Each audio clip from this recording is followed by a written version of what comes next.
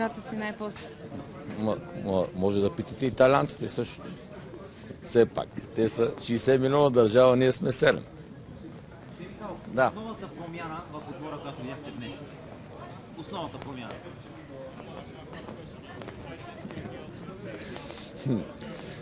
Значи момчета си вярваха, в началото бяха изпадни. Съм го казал много пъти, аз съм бил 70 мача капитан на Национална отбор на България при 4 класиране за големи първенства. От националния отбор сега, след този Нали? мач. Все пак трябва да се уважаваме по някакъв начин, както аз ви уважавам и винаги оставам и разговарям с вас.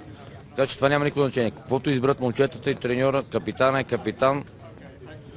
Това не е само някаква табелка. Нали? Това е важно. Трябва да си лидер. Това е.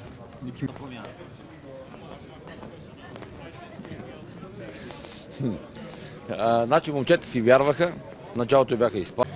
Съм го казал много пъти, аз съм бил 70 мача капитан на Национална отбор на България при 4 класиране за големи първенства. От националния отбор сега, след този Нали? мач. Все пак трябва да се уважаваме по някакъв начин, както аз ви уважавам и винаги оставам и разговарям с вас. Така че това няма никакво значение. Каквото изберат момчетата и треньора, капитана е капитан. Това не е само някаква табелка. Нали? Това е важно. Трябва да си лидер. Това е. Този невероятен Боби Михайлов поставя мексиканците за втори пореден път на колене.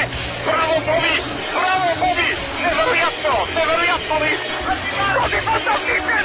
Този невероятен Боби Михайлов поставя мексиканците за втори пореден път на колене. Браво, Боби! Браво, Боби! Невероятно! Невероятно наистина! Този фантастичен! Този невероятен Боби Михайлов поставя мексиканците за втори